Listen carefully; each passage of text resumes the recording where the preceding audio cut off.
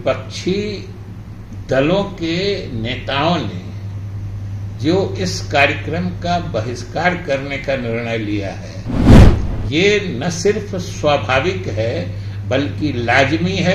लेकिन भाजपा नेतागण अंधभक्ति में ये फर्क भी भूल जा रहे हैं। राष्ट्रपति और उपराष्ट्रपति दोनों को कोई नजरअंदाज कैसे कर सकता है। 28 तारीख को संसद के नए भवन का उद्घाटन किया जा रहा है प्रधानमंत्री के द्वारा। यह सिर्फ आश्चर्य का ही नहीं विषय है, बल्कि प्रजातंत्र के लिए भी या जो हमारी संसदीय प्रणाली है उसके हिसाब से ये अच्छी बात नहीं है। और विपक्षी दलों के लोगों ने सही फैसला लिया है इसका बहिष्कार करके, क्योंकि सब जानते हैं कि विधायिका के भी प्रधान महामहिम राष्ट्रपति होते हैं, और जब विधायिका की बैठकों के लिए नए भवन का निर्माण हुआ है तो ये कोई समझ सकता है कि इसका उद्घाटन महामहिम के द्वारा होना चाहिए था। और राष्ट्रपति तो सरकार के तीनों अंगों के प्रधान होते हैं, विधायिका के भी प्रधान होते हैं, तो उनको दरकिनार किया गया। इससे भी आश्चर्यजनक है कि नए संसद भवन में संसद के दोनों सदन का नया निर्माण हुआ है, मतलब लोकसभा का भी है, राज्यसभा का भी है। लोकसभा के अध्यक्ष तो दिखते हैं कार्यक्रम में, लेकिन राज्यसभा जो उच्च सदन है उसके सभापति तो उपराष्ट्रपति होते हैं, उनका भी कहीं जिक्र कार्यक्रम में नहीं दिख रहा है। तो ये तो एक विचित्र स्थिति लगती है कि इस तरीके से सोची समझी एक नीति के तहत इस कार्यक्रम से राष्ट्रपति या उपराष्ट्रपति को बाहर क्यों रखा जा रहा है।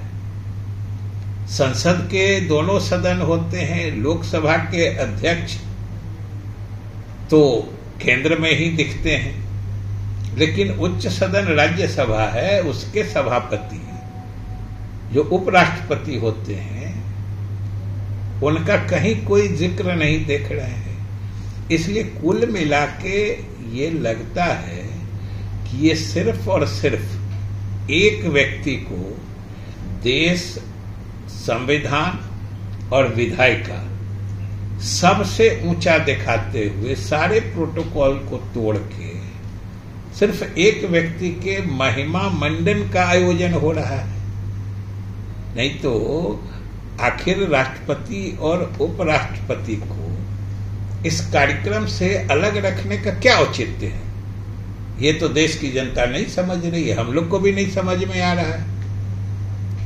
और सबसे आश्चर्य है कि भाजपा नेता, हमने सुना है सुशील मोदी जी का भी बहुत पुराने नेता है, और भाजपा के कई नेता प्रदेश अध्यक्ष से लेकर सब लोग बोलते हैं कि बिहार में क्या हुआ था या पीछे संसद में क्या हुआ था।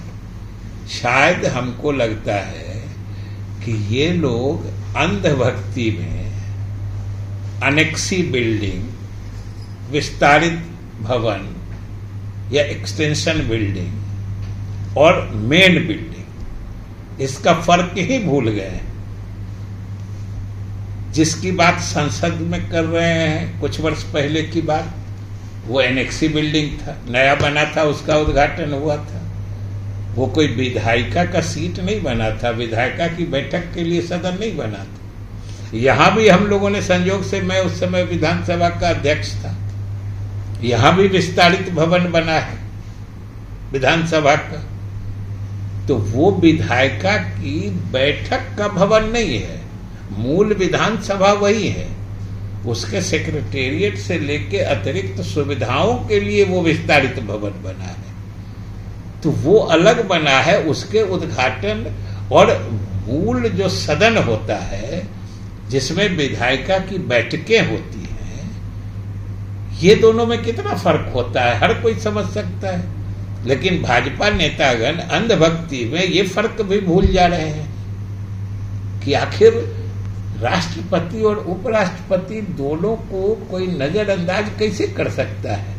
आज ये किसी के समझ में बात नहीं आ रही है। इसलिए विपक्षी दलों के नेताओं ने जो इस कार्यक्रम का बहिष्कार करने का निर्णय लिया है, ये न सिर्फ स्वाभाविक है बल्कि लाजमी है और संवैधानिक और संविधान सम्मत मर्यादा का ये तकाजा है। ये लो मुंह मीठा करो, आज मैंने अपना जॉब छोड़ दिया, अब हम पूर्णिया वापस जाएंगे। जॉब छोड़ दिया है? मतलब ये घर कैसे चलेगा? हम करेंगे क्या? और माँ बाबूजी क्या बोलेंगे? इसलिए मैं एक और मिठाई का डब्बा लाया। अपने बिजनेस के लिए लोन अप्रूव हो गया। अरे लोन अप्रूव हो गया वो तो ठीक है, लेकिन पूर्णिया में हम रहेंगे कहाँ? अपना घर भी तो नहीं है वहां। इसलिए तो एक और मिठाई का डब्बा अलग से लाया हूं। हमने पूर्णिया में घर ले लिया है, पूर्णिया के ई होम्स पैनोरमा में। पूर्णिया में पैनोरमा ग्रुप लेकर आए हैं ई होम्स पैनोरमा। बड़ा घर, आलीशान जिंदगी और अत्याधुनिक सुविधाओं के संग। अरे अरे, अब क्यों मुंह मीठा करवा रही हो? क्योंकि हम घर वापसी जो कर रहे हैं। घर वापसी की खुशी पूर्णिया में ई होम्स पैनोरमा के संग। E Homes Panorama, luxurious lifestyle redefined.